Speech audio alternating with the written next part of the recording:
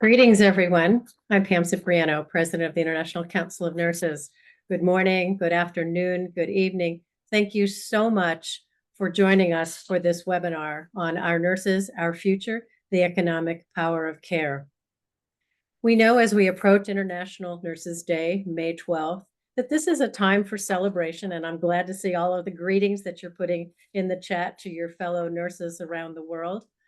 But this is much, much more than a celebration, not just this year, but every year.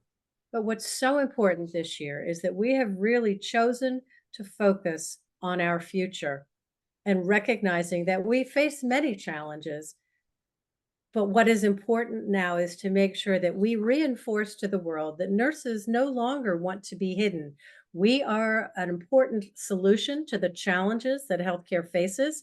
We want to be recognized, respected, and we want to be unrestrained in terms of our input to solve some of the most pressing challenges to strengthen our health systems.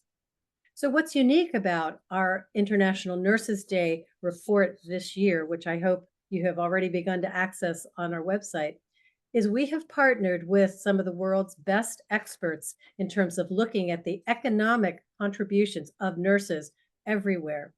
It is not only the care that we provide, and the compassion and the impact in our communities as advocates, but it is the economic changes that we are able to impact, the savings that accrue to having better care, the ability to expand primary care to achieve universal health coverage through more investment in nursing, and recognizing that nurses are the key to safer care, which also saves our systems money. And we know it is money and data that talk.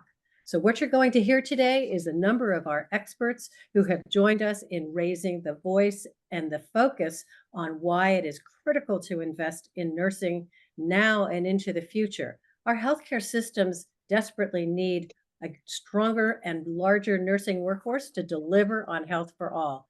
This is our time to make our voices heard even farther and louder than ever before. So I am pleased to now introduce in just a moment our panel of presentations that will walk you through our report and focus on a number of key issues. First, let me give you a few pointers that we may have seen in our initial slides. We do have an interpretation service, and hopefully at the bottom of your screen, you have been able to engage either English, Spanish, or French. So please select your preferred language. The chat, obviously, for greetings and any comments, but we ask you to put any questions for our participants in the Q&A. We'll attempt to do some of the responses online and see if we can additionally address them in a panel presentation. Our speakers will receive a 1-minute warning when they are nearing the end of their time. So please don't be alarmed. We want to be able to keep our webinar on time.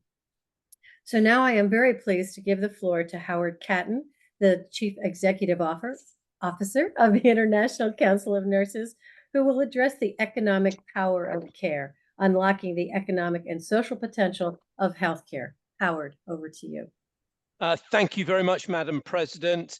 Happy week of the nurse and midwife to all of you. Good morning, good afternoon, good evening, possibly even good night to some of you who are joining us today. And in advance, let me offer greetings as well for this Sunday, for International Nurses Day on the 12th of May. If we can have the presentation, please. Colleagues, I'm going to take a few minutes to run you through the key findings and highlights from this year's International Nurses Day report, which, you know, our theme this year, the economic power of care, a theme that we have seen already is being picked up by nurses, nursing organisations right the way around the world. Next slide, please. We have, over recent years, colleagues, deliberately focused our theme for International Nurses Day on the major global health priorities: universal healthcare, sustainable development, access to care, investing in nursing, the safety and quality of care for patients, and also the safety for nurses as well. And this has brought forward really very, very strong evidence about why investing in nursing makes absolute sense in terms of health improvement and addressing health challenges right the way around the world. But if we're frank, we still have not cut through to the level of economic investment, seeing hard dollars or euros, yens, whatever currency going to the nursing workforce. And that is why this year we have specifically focused on the economic power of care. For too long, people have dismissed the economic value of caring as being irrelevant or of having no value. That is plainly wrong, and we need to change that. Next slide, please. So the first evidence that we bring forward in the report is just to expose the true costs of ill health and poor care.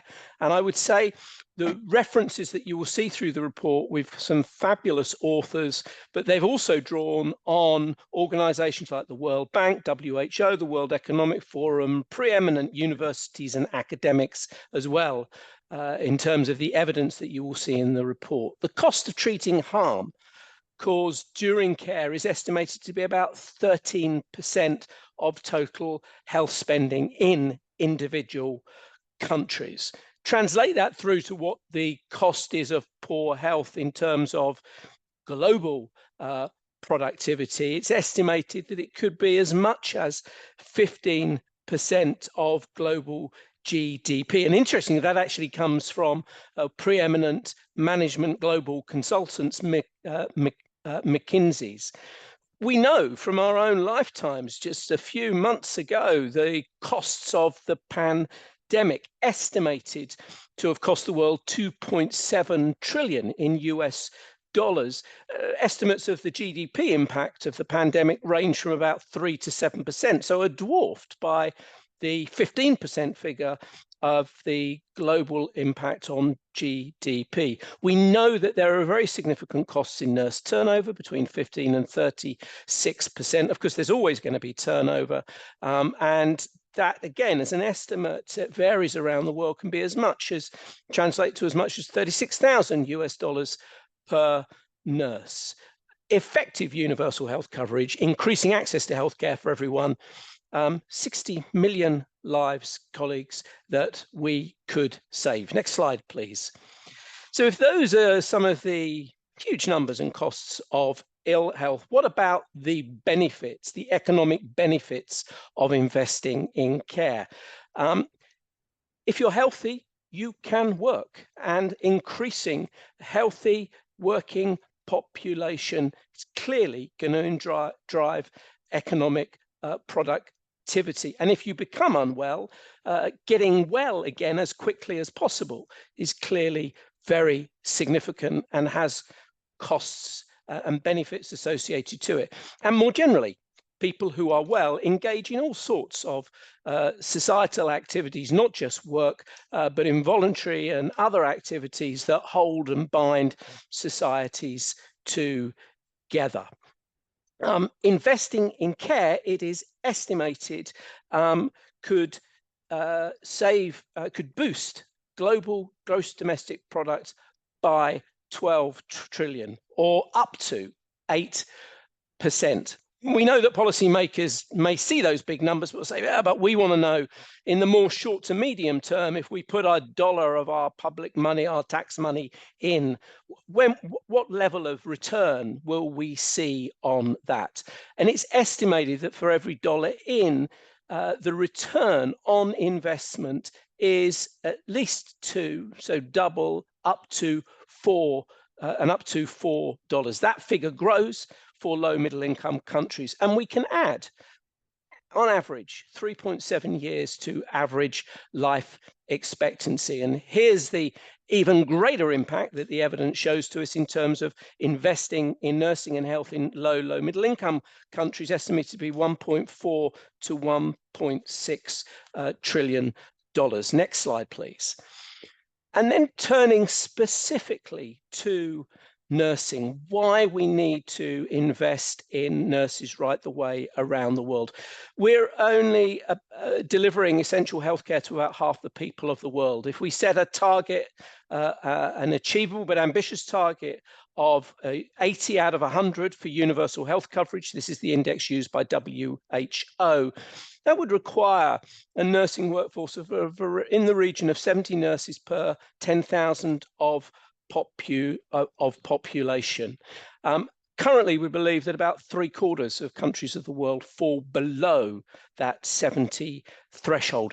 Just in the last few days, colleagues, WHO have said that we are off track to meet the SDGs and the health targets that they have set. And they say specifically, this is in part due to the persistence of health worker shortages, which require investment in education and employment. It is not good enough, colleagues, when money just goes into health generally for specific diseases or conditions. It needs to go into health workforce and education. There is huge potential in advanced nursing practice.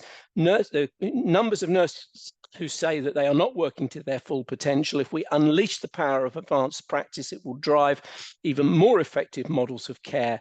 There is a huge dividend you'll hear more about in terms of addressing gender inequality and promoting equalities as well. When we invest in the nursing workforce, we are investing in women, in jobs, in education, in careers, and in leadership.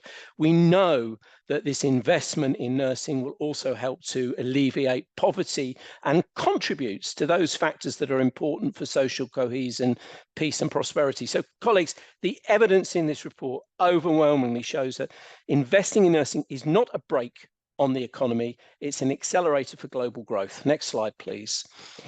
Huge thanks to our experts who have supported the development of this report. You see them all there. I'm not going to name all of them now, but you're going to hear from some of them, from Gaetan, from Jordan, and from Amanda. And special shout out to ICN's Deputy Chief Nurse, Dave Stewart, who has been the lead author pulling this report together for us. Next slide, please. So what is it that we need to do? Last year, I hope you'll recall that ICN set out our Charter for Change, our 10-point plan about how we need to invest, protect, respect, and invest in the nursing workforce. These will be very obvious issues to you in terms of recruitment, retention, advanced practice, and leadership.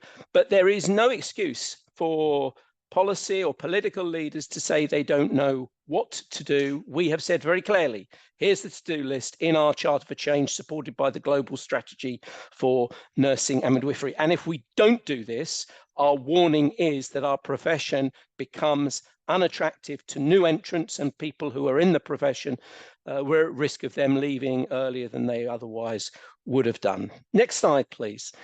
But encouragingly, what we're seeing, it's not just ICN leading the banging of the drum very loudly for the economic power of care. We're seeing other organizations take up this argument and this cause as well.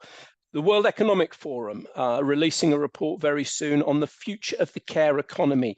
They recognize business leaders across all sectors recognize that the lack of investment in the care economy can actually inhibit the growth in their sectors as well.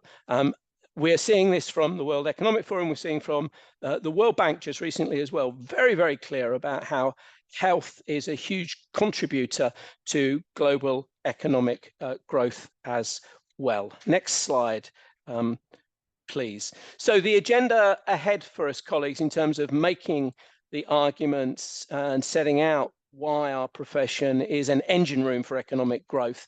Our president, Dr. Cipriano, has been appointed as a co-chair on the Universal Health Coverage Steering Group. She'll say more about that shortly, but a hugely important platform of key leading organizations to drive forward universal health coverage. We have the next State of the World's Nursing Report being prepared this year. That will inform the next global nursing and midwifery strategy as well. So there are really big hooks and initiatives that will be capturing and have the attention of global organizations and leaders, which enable us to take forward this case for investment in the profession. Next slide, please. And we have to take it outside of the nursing bubble. We have to take it outside of the health bubble. We have to take it to all sectors and to leaders of country leaders of our world as well, particularly at a G7 and G20 level. ICN have been intervening and providing statements related to the gathering, to those meetings when they happen. Last year, we were very fortunate to have Justin Trudeau, Canada, the Premier from Canada, who spoke at the ICN Congress, and he's here meeting with the ICN President, the ICN Board, the Chief Nurse from Canada as well. These are the tables, colleagues, that we need to be sat at in terms of making the case for investment in nursing and in health. Next slide, please. And not forgetting, we haven't said a lot about it today, but you will know that we have increased our work in relation to humanitarian support in response to conflicts and war zones around the world significantly in recent years. There can be no peace without health and no health without peace. That's enshrined in the WHO Constitution. It's also very clearly set out in the ICN Code of Ethics. So in addition to the health dividend of investing in nursing, in addition to the economic benefits that are driven by investing in nursing, investment in nursing also delivers peace dividends as well. Next slide, please. We have very important meetings coming up in Aberdeen for our Advanced Practice Conference in September, our Congress in Helsinki, Finland, wonderful destination. Love to see many of you there next year, where these key themes and issues will be very much on the agenda there as well. Thanks very much for joining today, colleagues. And now back to our president, back to Dr. Cipriano.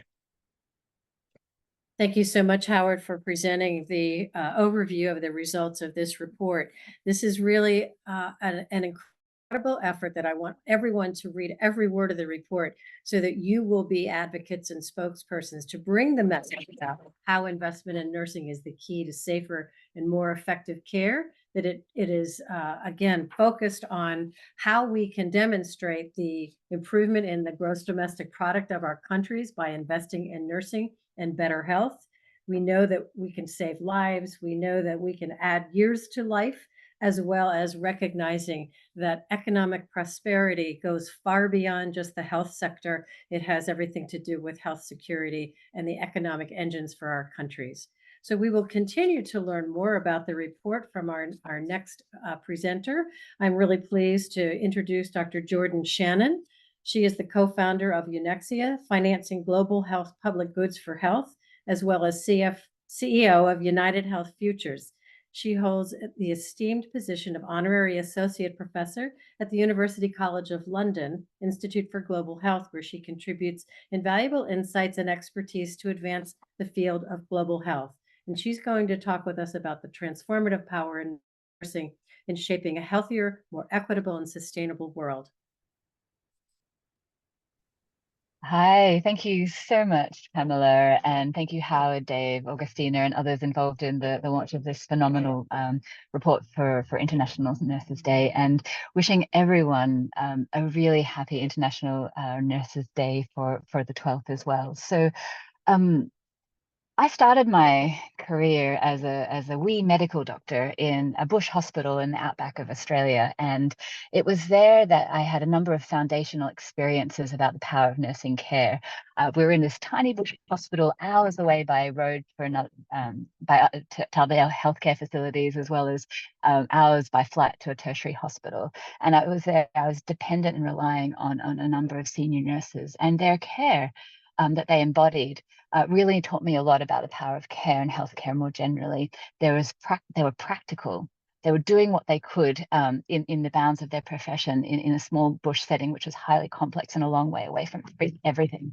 They were also highly, highly creative because they had to be. They were in a resource-constrained environment.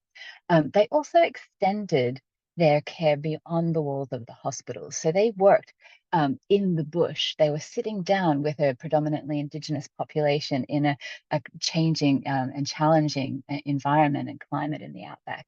And they were providing healthcare that cut across humanity as well as the environment. And so Howard provided a really excellent overview of the economic power of care. And what I'd like to do in these remarks is to extend that by talking about the power of care outside the walls of the hospitals, and how that nursing as a profession embodies a practice of care that cuts across some of the largest challenges that society faces, from peace through to the environment and beyond.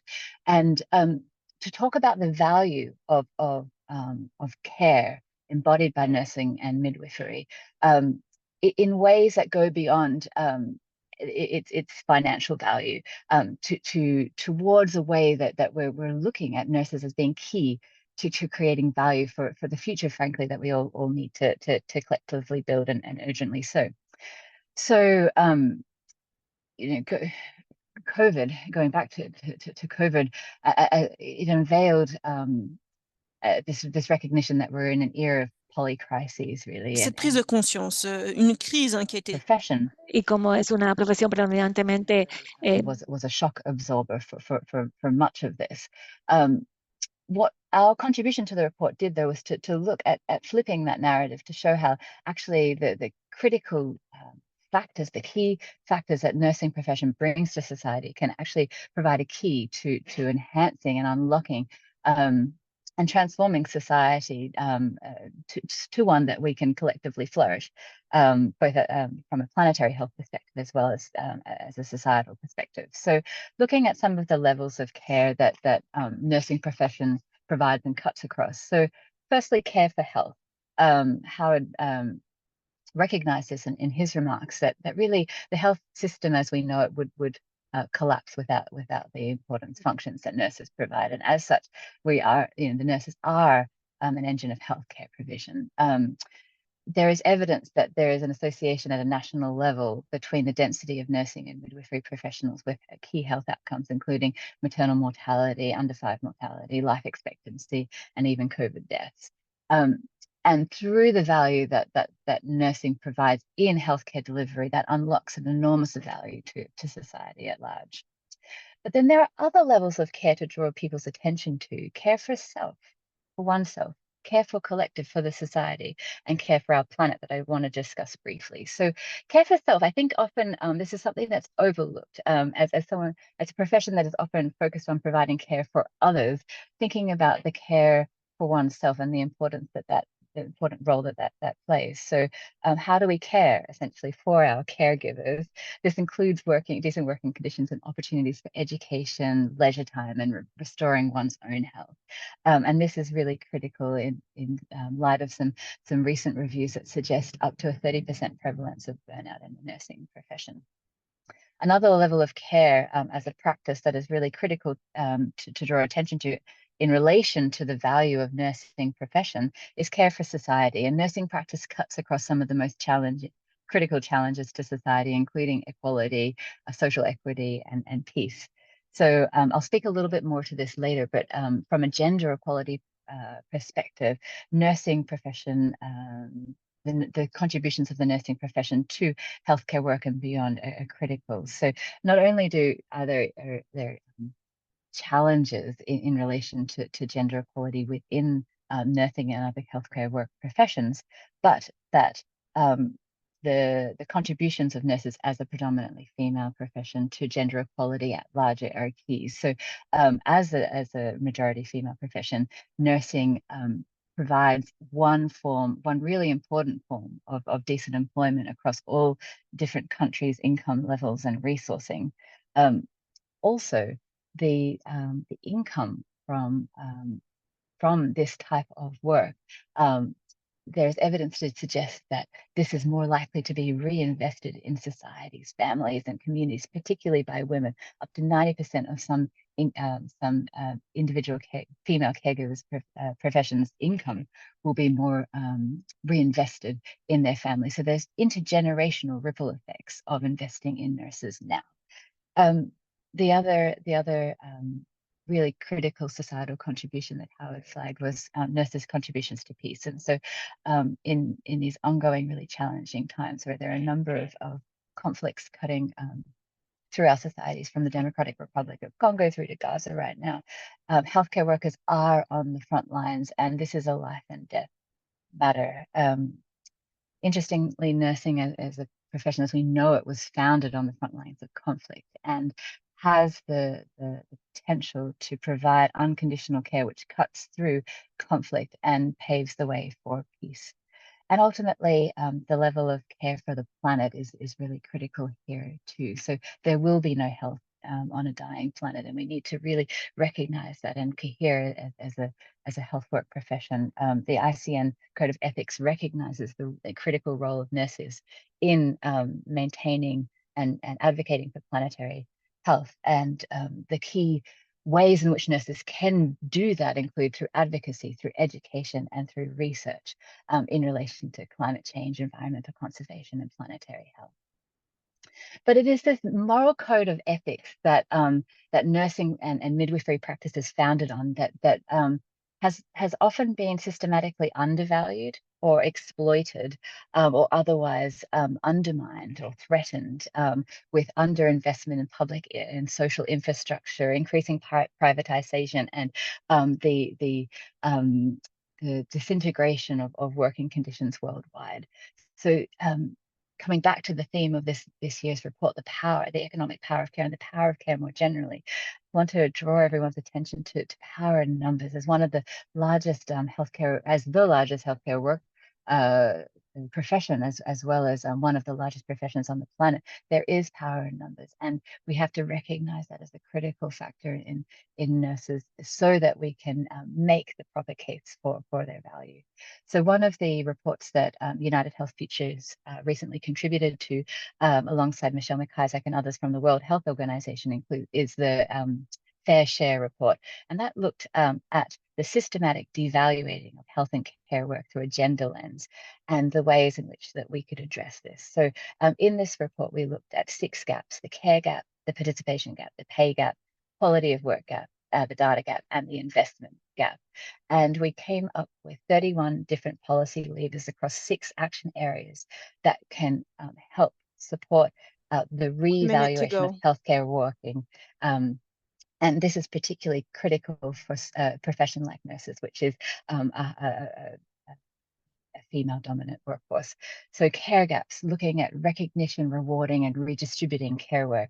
Participation gap, looking at recruitment and legislation for fair participation. Pay gap, pay transparency, and also legislation for this, as well as collective bargaining, collective organizing, which the nursing profession really does well. Quality of workplace conditions, data, disaggregated data, as well as more generally making sure that we have more and more targeted investment that aligns with the Sustainable Development Goals, as well as mobilizes domestic resources for that $2 to $4 return times return on the dollar that Howard highlighted through healthcare work, of which nursing is central. So thanks very much, and happy International Nurses Day once again.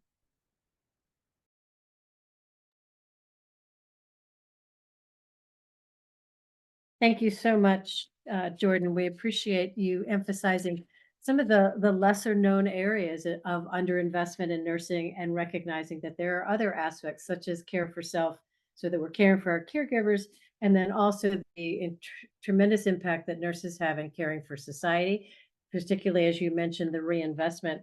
And we're really pleased that you've also highlighted the WHO Fair Share report. Thank you. Our next presenter is Gaetan Lafortune who is senior economist in the OECD Health Division, and his work has been invaluable in terms of looking at how we increase the attractiveness of the nursing profession as a key ingredient to strengthening health systems, an intention to study nursing. So he's going to share some recent data as well as reinforce why it's really critical at this point as we are reimagining the valuing of nursing to bring these new strategies forward. Thanks, Gaetan, thank you.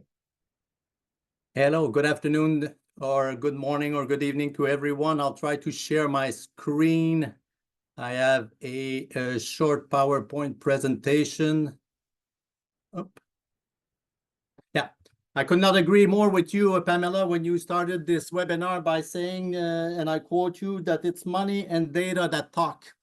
And so I'm going to show you some data here around the topic of increasing the attractiveness of nursing to strengthen health systems and the capacity to deliver universal health coverage, but also to increase students' interest in nursing. I'm at the OECD, and the OECD, like the E in OECD, means economic. So it's the Organization for Economic Cooperation and Development.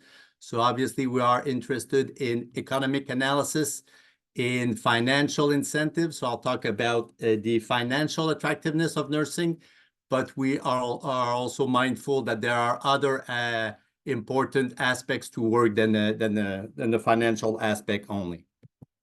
Let me share with you first some of the key findings of a policy brief that we released earlier today in connection with the International Nurses Day.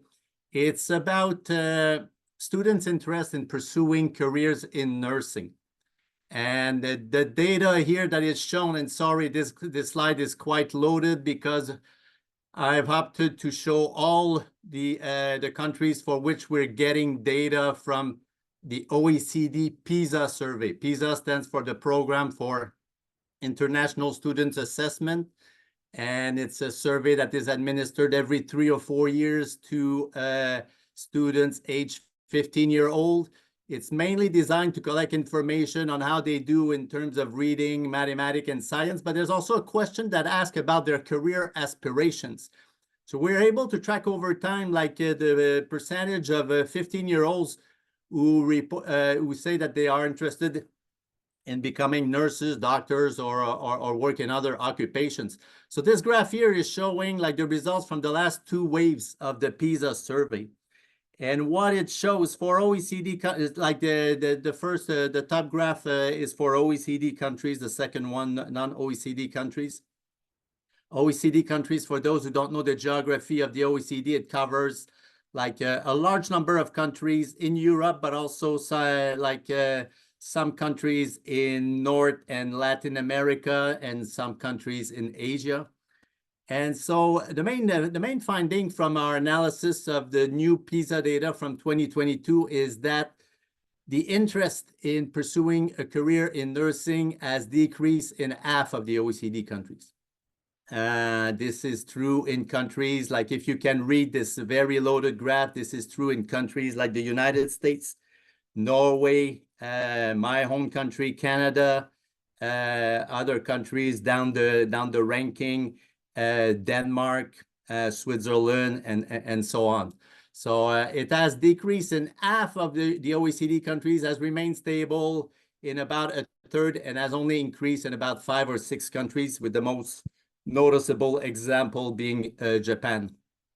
Then if you look at the level only in 2022, you see that there's a huge variation between countries like Japan, where a sizable share of young people are still interested in pursuing career nursing, versus the countries on the right side of the top graph, like Poland and the Baltic countries, Latvia, Estonia, and Lithuania, where about only 1% of 15-year-old students say that they are interested in pursuing careers in nursing.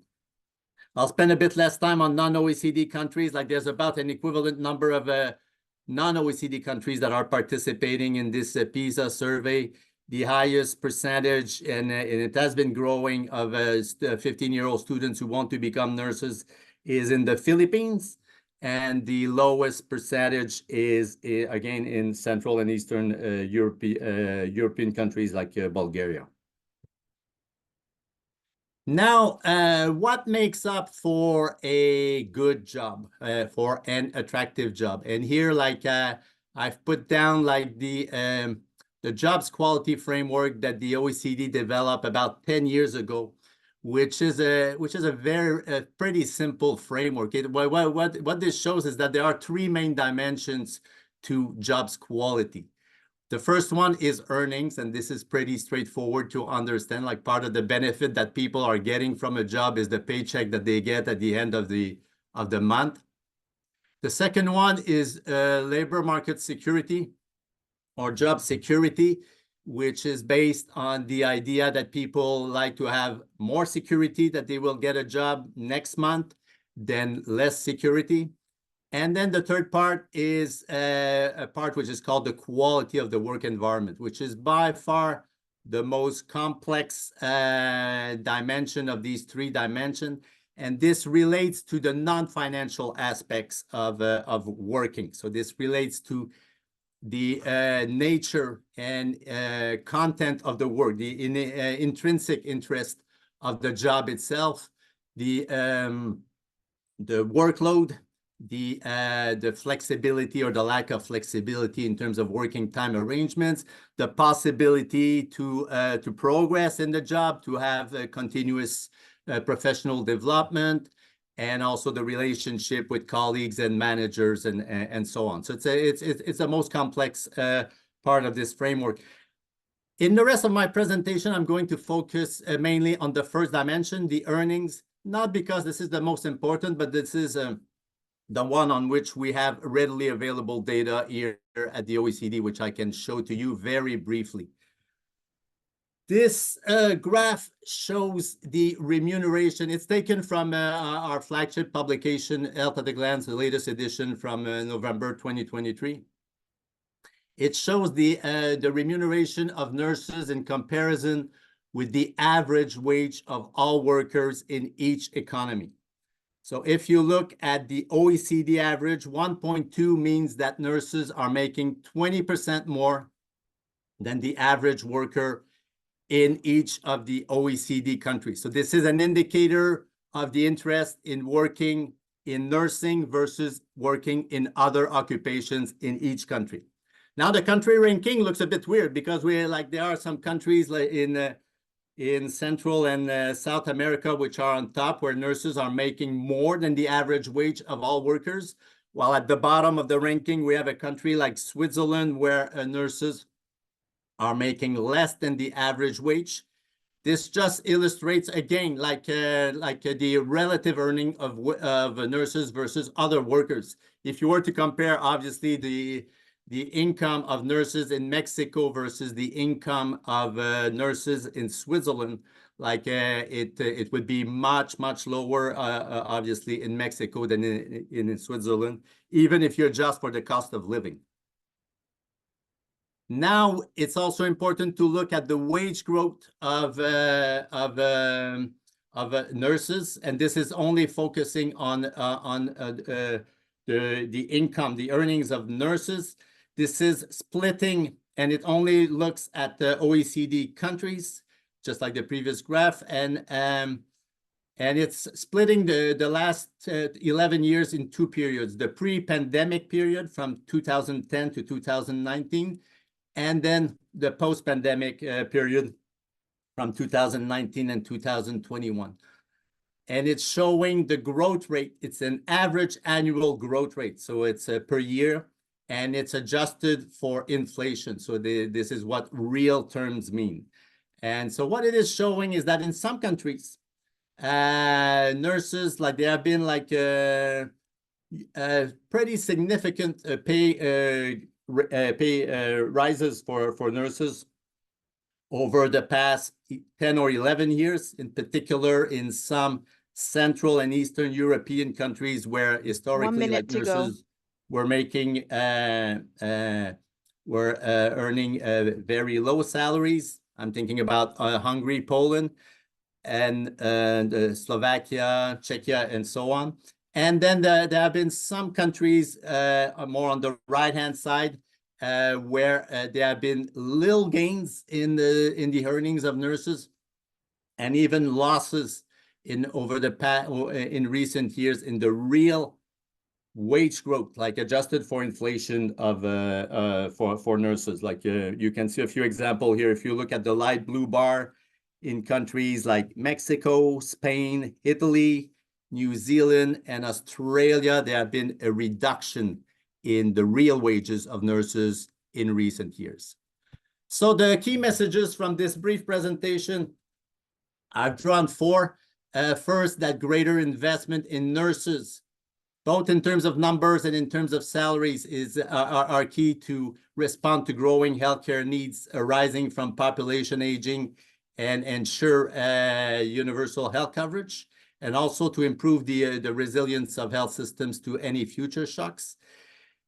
Better working conditions and pay rates for nurses are key to attract more students and to retain the currently practicing nurses in the system. Some OECD countries have taken some measures to increase the pay rates of nurses, but inflation in recent years has stalled the real wage growth, or even has meant that there's been a reduction in the real wages of nurses.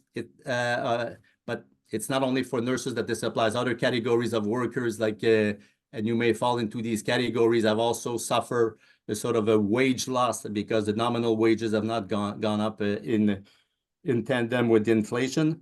And what is key is to maintain the attractiveness of nurses will require wage growth to at least keep up with inflation rate and with the wages of other professions with similar level of education. This is my last slide. So as I mentioned, the policy brief was released earlier today on the PISA data that I presented briefly. Let me just mention also that we released a new OECD health working paper a few weeks ago on advanced practice nurses in primary care. So what has happened over the past 3 years in advanced practice nursing in primary care? Essentially, the key finding is that in some countries, advanced practice nursing is moving very rapidly, while in other countries, it's still more or less in the starting block. So there's a growing divide between leading countries and countries lagging behind. And then I also mentioned some of the data on remuneration in particular that you can get from Health at a Glance. Thank you. Thank you so much, Gaetan. The work that you do, particularly the Health at a Glance, is invaluable for us to be able to access those data. And again, some of the more specific work and the messages that you've brought to us about the wages for nurses is critical. It is one of those ingredients for attracting new nurses, but also we know it is an essential ingredient for the retention of nurses, not only because we've seen the sacrifices and the conditions erode in some of our workplaces, but clearly recognizing how important it is for us to be able to have the emphasis on fair pay and good working conditions. So I'd like to focus next on investing in protecting nurses and talking more about the healthy workplace. I'm pleased to introduce Amanda McClellan, who's Senior Vice President at Prevent Epidemics at Resolve to Save Lives. She's a leading expert in global health management, specializing in epidemic control and emergency health response. Amanda, thank you very much. Thank you so much. And happy International Nurses Day to everyone on the line. Thank you so much for the opportunity to share some of the work that we've been doing in terms of improving working conditions of nurses around the world, especially in the epidemic context. So I'm just going to share some slides, not to overwhelm everyone with too much data this morning. But we'd really like to share some of the work that we've been doing on elevating the importance of infection prevention and control, not just in the control of nosocomial infections and the fight against AMR, but really around that key point that the previous speakers made around care for nurses and that safe workspace. So this is quite a personal mission for myself and several of the team at Prevent Epidemics. Several of us were heavily involved in the West Africa Ebola response, where more than 880 healthcare workers became infected with Ebola and more than 513 healthcare workers died, the majority of those nursing staff across Guinea, Liberia, and Sierra Leone. And when I first arrived in Sierra Leone, it was the third or fourth time I'd been there in just a few years for large-scale outbreaks. We were deployed to support a hospital in the north. And when I arrived, I asked to meet the matron who I had met several times before and was informed that she'd passed away just the week before. So I asked who else was in charge. And the young nurse I was speaking to wasn't sure. The head of maternity had also passed away. The second in charge was unwell with Ebola, and more than 54 healthcare workers passed away in that hospital in a space of 3 weeks. And at the same time, we were struggling alongside our colleagues in those 3 countries to make sure that everyone was safe, that we were able to provide quality of care in extremely difficult circumstances. The world was celebrating the role of healthcare workers, even declaring healthcare workers Person of the Year during that Ebola fight. But these healthcare workers faced massive stigma. And so while they were celebrated in some corners of the world, in reality, healthcare workers were unable to rent houses, were asked to leave their homes, were unable to access restaurants and other basic tasks of every day. And so as we came out of that fight over 2.5 years at Resolve to Save Lives, we really started to think about how to make sure that healthcare workers were safe in outbreaks to come. And as we all know, this idea of healthcare workers as heroes came to prominence again during COVID. But the challenges of, these advertisements, not all heroes wear capes, but we should really be able to access PPE as a basic need. And so during COVID, we saw the same challenges where healthcare workers were lauded at the beginning of the outbreak as heroes, but again, very quickly were left with safety issues in the workplace, huge demands in terms of workload, lack of pay, lack of support. And so with a number of other collaborating partners, very much focused in Africa, but applicable on a grander scale, we started an advocacy campaign really around protecting healthcare workers, not just from an ethical and moral perspective, but also as an economic case in terms of economic growth for countries. And so we worked with the WHO to create a WHA resolution for infection prevention and control. We created a number of briefing packages to work with ministries of finance. But we were still struggling to get the domestic financing and the allocation of the importance of IPC in countries. And so alongside our colleagues at the World Bank, we undertook a study to try to increase our advocacy, the number of tools, the number of data points we had to push the point of infection prevention and control by better understanding the economic burden of COVID-19 infection. So much of the data we've heard of today is the benefit of nurses. This study really strives to show the cost to the economy and to the health system as a whole if we don't care for healthcare workers. And I think we were surprised by the absolute results. So we started by trying to quantify the absolute risk, and we only undertook this study in 5 locations. Everyone was extremely busy during COVID, and the World Bank very kindly gave us access to their economists. And so we undertook this study in several countries, 2 locations in South Africa, Kenya, Eswatini, and Colombia. And we were able to demonstrate that healthcare workers had up to a 9 times higher risk than the general population of contracting COVID, showing that that impact really came from their day-to-day work in the clinical setting and beyond.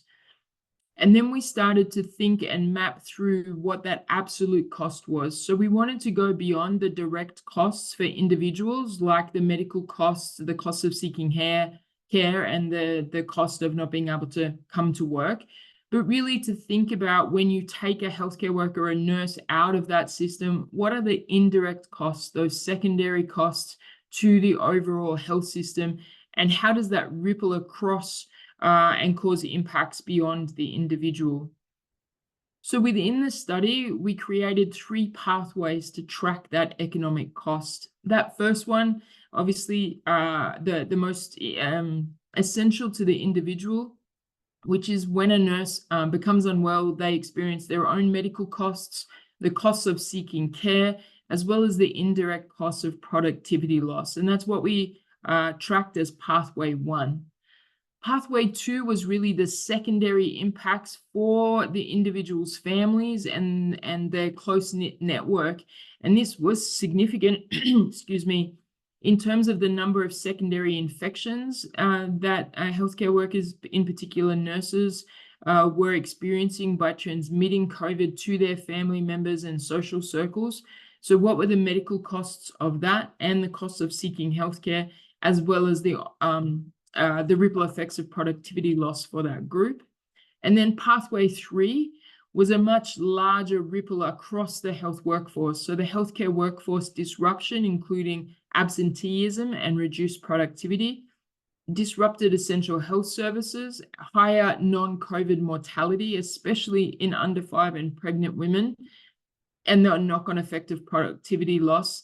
And from the last research, as you showed, potentially a knock-on on ongoing recruitment and interest in the profession as a whole. So what do the numbers say? Well, the numbers say that the impact from one healthcare worker infection or death are significant, but there is a range. So in Colombia, the figure came out close to around $10,000 per healthcare worker infection, but in context, that's about 1.5% of GDP. And overall, the number of infections during the first year of COVID totaled more than 400 million in Colombia. In Eswatini and Kenya in particular, the numbers are extremely high, sitting at around that 34 to 35,000, but in that context, up to 18 times normal GDP. And if you take the Kenyan example, the cost was over 113 million, which was more than 7% of the overall health budget just from infections in healthcare workers. That total gets even higher when you consider in the context of the South African examples, with the cost to the health system approximately 550 million in one region and 330 in the second region. So the absolute cost was astounding. I think we didn't expect the number to be this high. And so we started to use this for advocacy, but the economic case needed to be clearer in terms of which part of the pathway had the most impact. So this slide shows you in red the cost of infections for healthcare workers, that dark blue the cost of secondary infections, and the lighter blue that knock-on effect to the rest of the healthcare system. And I think what was surprising about this was the example in Kenya, where more than 80% of that cost came from impacts on maternal and child health. So the economic case for protecting healthcare workers goes beyond the ethical and moral demand to make sure that nursing staff have a safe place to work and to care for high-risk patients, especially in epidemics. So we're extremely proud to continue to support the ICN in making the economic case for the power of care, and specifically focusing on those 3 recommendations of health and well-being, resources and equipment, and care for crisis and humanitarian settings. Thank you for the opportunity of sharing this work, and we continue to work with our partners to improve the conditions for nurses across the African continent and beyond. Thank you so much, Amanda. And there are economic costs to everything we do and don't. We think about infection prevention and control. We're reminded every day how important also the pandemic accord deliberations are right now. ICN is tracking those, as I hope all of you are, to make sure that we have the right global agreements that not only protect the people that we serve, but we protect our health workforce. We don't want to endure the kinds of tragedies that we've seen in either COVID or Ebola. So with that, we will now move on to our panel, and I'm going to turn things over to Howard Catton, who's going to introduce the panel, and we'll have some discussion. Many thanks, Madam President. Thank you to all of our contributors, our speakers so far. Phenomenal presentations, phenomenal chapters in the reports that they've contributed to. Can I invite Amanda and Jordan and Gaetan to please to turn on your cameras as well. I'm not going to introduce everybody again. They've been introduced to you, but apart from the person you haven't heard from so far, but I think is very well known to many of you, is our Deputy Chief Nurse, Dave Stewart, who has led the production of this year's International Nurses Day report for us. Gaetan, let me come first to you, if I may. Really appreciate you sharing the data, the latest data on students and the pay data. You appear to be giving us quite a significant warning about the drop-off in some countries in the interest of nursing as a profession.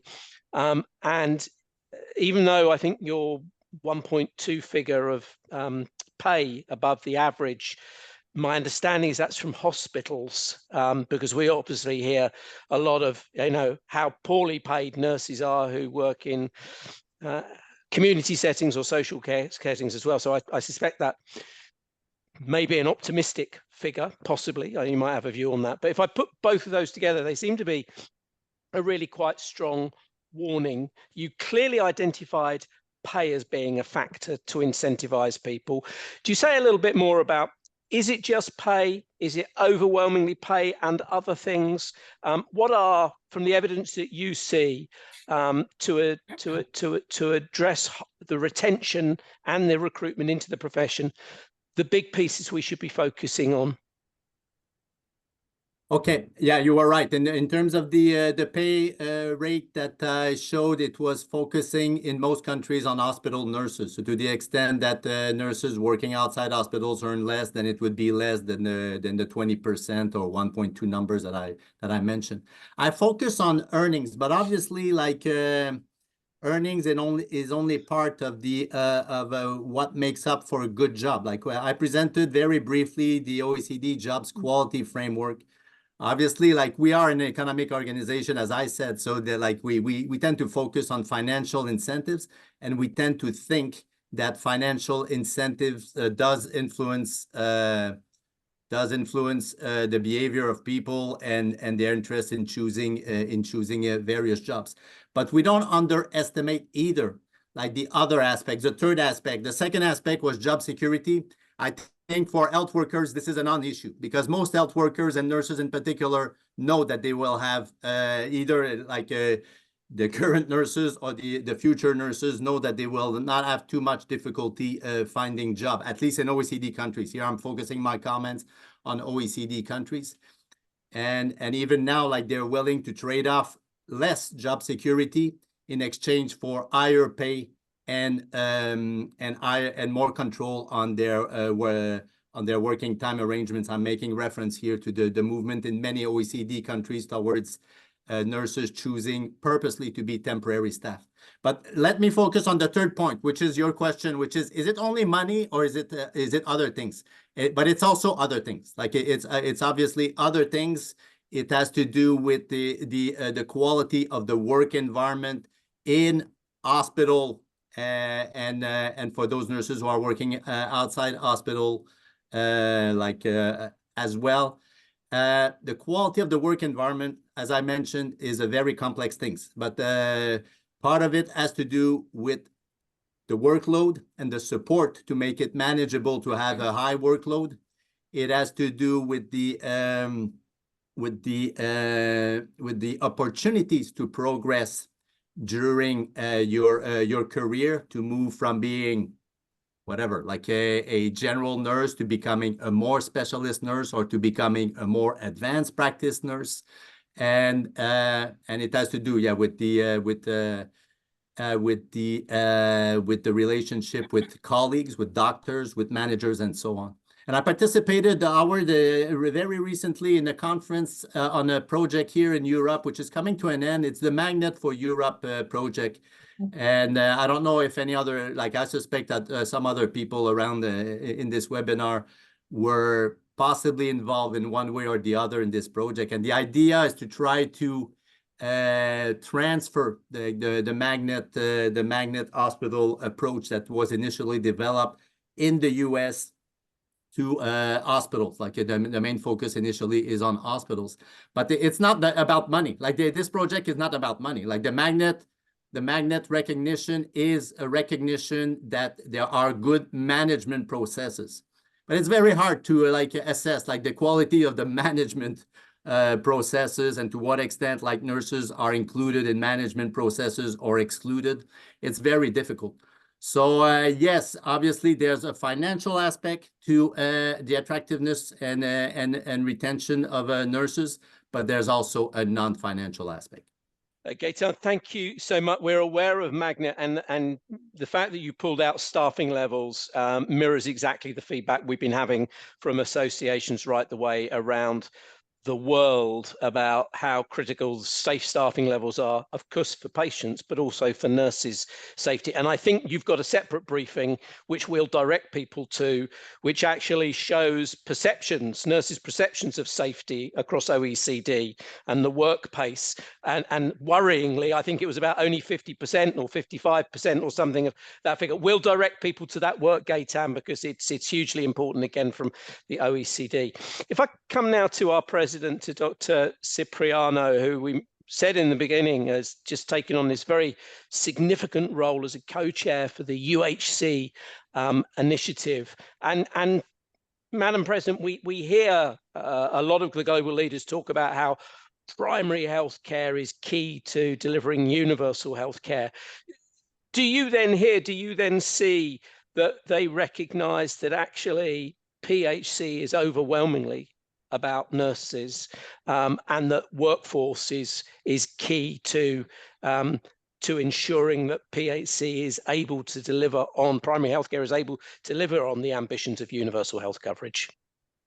Thanks, Howard. This is one of the key messages. So the UHC 2030 action agenda does include a whole segment on strengthening the workforce. We in nursing know that, once again, nurses are the fundamental link to be able to providing greater amounts of primary health care, particularly at the community level, where there is that knowledge, there's the ability to understand the implications of poverty, other social determinants, as well as how to deliver better and more effective health services. So we know the data in our report, as well as looking globally at the fact that if we do not boost the amount of primary health care, then we will never achieve the UHC targets. While countries may say, yes, we're covering 98% of our people with insurance and we have services, they are not really reaching all of the communities. And that's where nurses are so fundamentally important. So we continue to reinforce, as we do in our Charter for Change, that it is the investments in the nursing workforce. And it's not just the production of enough nurses, it's funding of the jobs to make sure that they are there, that we are shoring up our public health systems, our emergency care systems, because it is an interconnected set of services that primary healthcare becomes that focal point, whether it's for pandemic prevention and preparedness, whether it's response, whether it's prevention through immunization programs, better maternal child care. Nurses, once again, are the fundamental key. So we will continue to reinforce how important it is to have a sufficient workforce to strengthen health systems and really focus on the primary healthcare component. Thanks so much for that. Jordan, if I come to you, we should have said in the introduction that you were one of the key authors of the WHO report just this year on gender and the under-evaluation of health and care work. Could you tell us a little bit more about how you see gender play out in that dismissive, the way in which the economic value of care is dismissed, and what your thoughts are, having looked at evidence across other professions, as well as how we best address that in relation to nursing. And one other, to link to Gaetan's recent briefing.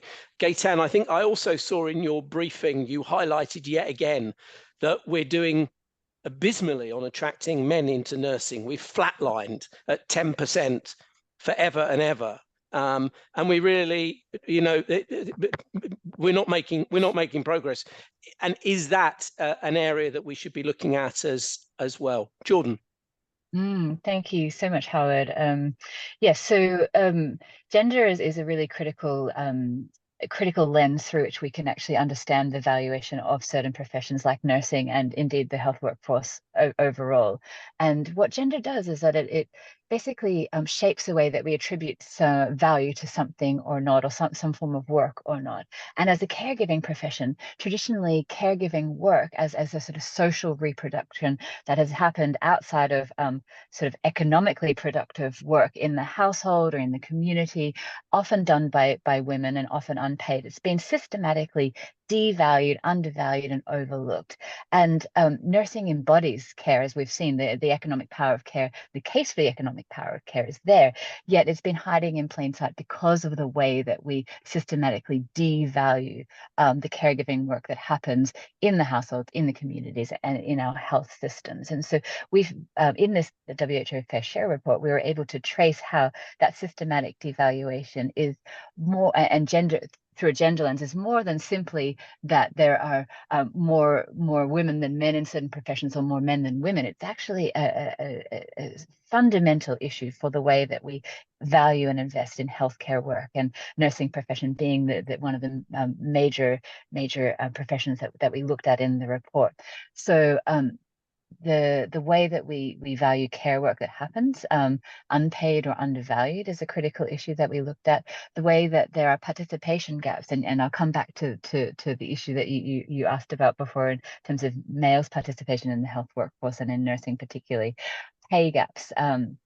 And the pay gap, the interesting thing on the pay gap that we discussed in this report was that it's not only that there is a pay gap between men and women in professions, but that overall, because there are a feminization of certain healthcare work professions like nursing, that devalues the overall way in which we pay people, regardless of whether that you're men or you're women, in the profession. And so that has an massive impact on the economic footprint of a particular profession and of the healthcare workforce overall. And so these gender discrepancies in the way that we attribute value to the work, the care work that is done in the health and care profession, and in nursing and midwifery particularly, that culminates in an overall investment gap in the health care workforce. So we're looking at a decline in growth and investment in health and care work year on year since the early 2000s. We're also looking at massive shortfalls in order to achieve the health-related sustainable development goals to the tune of hundreds of billions of dollars. And that is a gender issue, and it's shaped by the way that we value and invest in care. Now, in terms of what can be done about it in relation to increasing gender equitable participation in the workforce, there are key action areas that we highlight, in addition to what Gaetan suggested in relation to data and economic data in particular. What we're also calling for is more equitable distribution of care through society-wide care policies and investment in the social infrastructure more generally, because what we see is this virtuous cycle where if we invest in better quality of work for nursing and more generally, then we actually reduce the unpaid care burden in society to the tune, and that's been carried by women to the tune of around $11 trillion annually. We're also looking at calling for better quality of work, particularly for those caregiving professions that are on those workers who are on non-standard contracts or are doing work in more precarious positions, for example, migrant workers. And more generally, we're calling for better investment and better aligned investment that not only aligns with the sustainable development objectives, but that enables a targeted investment in the workforce relative to vertical or siloed programs, but in systems-wide and health workforce infrastructure, as it were. So that's a summary, but happy to speak more both online and off. So back over to you. I think we're going to have to do another webinar, but that was brilliant, Jordan. Thank you so much for covering all of that ground for us. Amanda, fabulous work that you have done for years, but the latest the work with Resolve to Save Lives, such an important organisation, truly impressive, and I think groundbreaking as well. That you as a nurse are integral to leading that and getting us to think about direct and indirect and secondary costs as well, which are huge. My reaction when I saw them as well. Tell us about, you mentioned about your advocacy. What I'm really interested is, having got that data, when you then go and have conversations with leaders and policymakers, what their reaction is, and I mean, in a way, your top tips of how do you use the evidence, how do you present it in a way to get maximum leverage for people to change their minds and make positive decisions about investment? Thanks, Howard. And we've had some small successes, but still a long way to go. And I think it's a multifaceted approach. I think the empowerment of nurses in their day-to-day is key in this. I think too often I arrive at a primary healthcare clinic, my teams are out there trying to work with health systems to really strengthen some of the big systemic barriers. Still 50% of health facilities in Africa don't have water or waste management. So very hard to conduct proper IPC when you don't have the right infrastructure.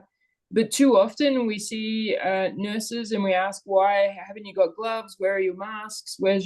And they're like, oh, we haven't had supplies in the last 3 or 4 months. And we really worked on supply chain and realized that nurses weren't demanding that equipment, that they weren't standing up and saying they didn't feel safe working without it. So I think one of the first steps is making sure that the frontline healthcare nurses and workers are demanding that PPE, that they're demanding safer facilities for themselves. And then I think the broader agenda of making sure that we're thinking about systems. So we're thinking about water and sanitation and the design of health facilities, and we're making some progress there in discussions with the World Bank and others. Some of it's around structure. Where does IPC sit? Too often I find a medical officer in charge of IPC buried inside clinical services and not necessarily, thinking about IPC more broadly than perhaps surgical infections. So making the case of where infection prevention control sits in the system, making sure nurses have a seat at that table, and the role of IPC for patients and health workers is clear. And then budget advocacy. So we just got a budget line, or the Ethiopian colleagues managed to get a budget line in Ethiopia. It's small, but for the first time, there's a dedicated budget line within the national health accounts that ensures that IPC won't be forgotten. And so it's that multi-system approach that I think is where we'll have impact. Amanda, thank you so much. Colleagues, please stay with us. We're going to hear from David and then go back to Madam President, who's got some things to share with us, which I know you won't want to miss. But David, if I come finally to you, you've had the opportunity to oversee this work for the recent months. So that, firstly, whether there's anything that hasn't been mentioned so far which struck you when you were working with colleagues to pull the report together that you'd like to mention, just so we don't miss anything. But then your thoughts on what we should do, what you want people to do with this report, with the evidence that's presented, with the recommendations as well. How do we take and how do we use this to most effect, do you think, David? Yeah, thanks, Howard. And that's a huge question to answer in this next hour and a half. So I look forward to trying. Look, one of the things that really needs to come out in the report as well is it has a personal effect. So whilst we're also saying there's big numbers involved, there's an impact locally. For example, the Japanese Nurses Association put this amazing case study about implementing a care coordination program between primary and secondary care related to diabetes. Massive reduction in the number of patients needing to attend, diabetic clinics and renal nephropathy clinics afterwards. So huge cost savings, but it's also an impact to the patients that receive the care. And we see that as well in a South Pacific island where every day people are having their below-the-knee amputations massively reduced when advanced practice nurses are able to operate to their full scope of practice. That number halves. This has an impact not just on the economy, it has an impact on the quality of people's lives and mortality. And that hopefully comes out in the report, that it's not just big numbers, it's practical daily examples that often as nurses, we don't articulate well, but we need to start doing it. So hopefully as we start to look at the outcomes in this report, we're really trying to focus on what Amanda's saying with IPC. When it comes to safe care, it's effective care, but it's affordable care and it saves money. We're looking at education. We're looking at things about full scope, the wasted economy, the waste in healthcare spending. And so we want people to understand that the work that they do has a direct impact, not just on the quality of lives, but also on the greater financial impact of the entire health system. They're part of a larger ecosystem.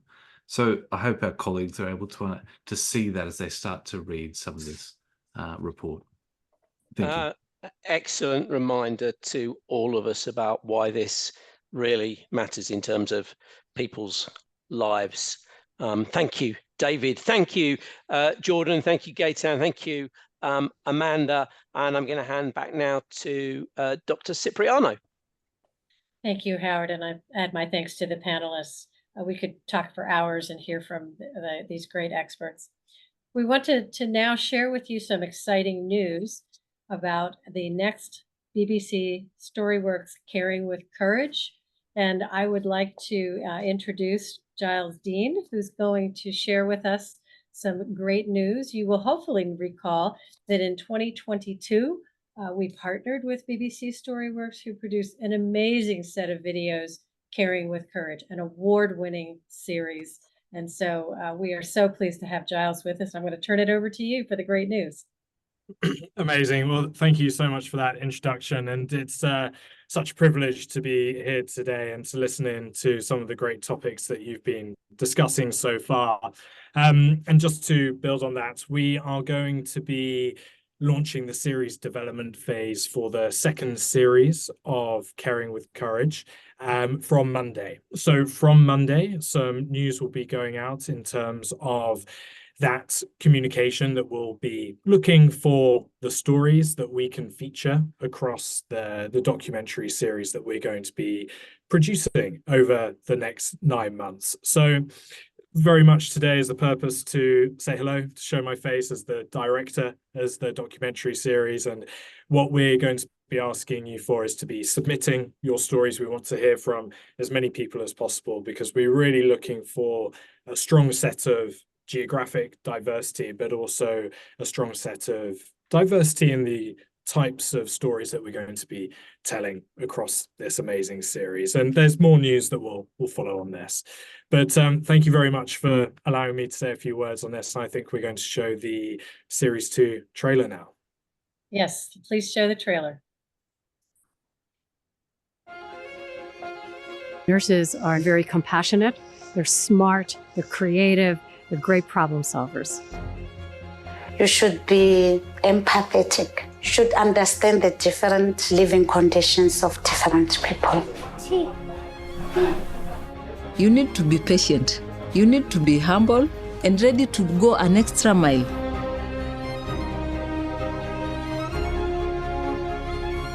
If your health systems are to be strong, you can't do that unless you have a strong, well-supported nursing workforce. I became a nurse because I like to figure out what is important to people and be able to help them solve problems. What kind of donations are we having trouble getting? Knowing a challenge that was in my community, I have to do something about it. We need to do more on making sure that nurses get the right education, that they're in the right leadership positions. They're ideally placed to come up with the fixes, to come up with the solutions. Nurses are super important to each and every institution. We are there working. We are there helping citizens. We are there helping everybody who needs our care. I was about to give up, and you walked in the room. Nurses need to be at every table where decisions are being made about healthcare. They are ready and offering solutions to healthcare's biggest problems. When we invest in nurses, we are investing in our essential humanity.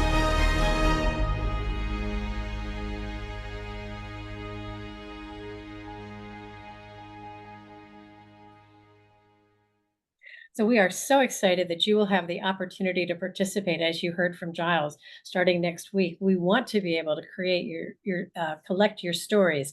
I think one of the key things that Jordan shared with us was that, the activities of nurses are hiding in plain sight. This storytelling opportunity is absolutely critical to link the messages from our economic power of care to the public around the world. So this is an opportunity to unmask those many ways that nurses not only contribute to care, but contribute to economic security and prosperity. So we're really excited, and that you will be able to find the QR code again on our website to be able to contribute your stories, because this is absolutely critical. I know I have looked at the previous set of Caring with Courage films numerous times, shared them. I get chills many times just thinking about the enormous humanitarian and health impact. So let me just add a few comments as we close. I want to thank all of our presenters. I want to thank all of the contributions to the report, Economic Power of Care. Every chapter is just packed with essential information, data, compelling arguments, a call to action. We want every single one of you to share the information in this report with your colleagues, but more importantly, to bring these messages to your decision and policymakers in your governments, in your communities, in your health employment settings. This is our opportunity to continue to reinforce why investment in nursing is important now and into the future, to be able to address the environment of care, which is so critical to keeping our current workforce and expanding for the future, to be able to boost the number of nurses that are in primary health care and contributing to universal health coverage, to making sure that we are protecting nurses, essentially then protecting our public, creating safe environments, safe for staff and nurses, safe for patients, and more so, again, looking at this bigger future picture that we cannot have health without a robust nursing workforce. We need nurses to strengthen our health systems, to protect us for the future, to be sure we have economic security and health security. Nurses are clearly the answer. So thank you again for all of the input and expertise that's been shared today. We know there have been many questions that we will try to point you to some of the solutions and information that we have. We appreciate all of the great work that you do in your own communities and nations. Together, we will continue to advocate and push with our economic colleagues who have joined forces with us to bring these critical messages forward. Now is the time. There is no more time to lose. We must gain ground in getting the investments we need in nursing for our patients, for our communities, for the future. So thank you very much.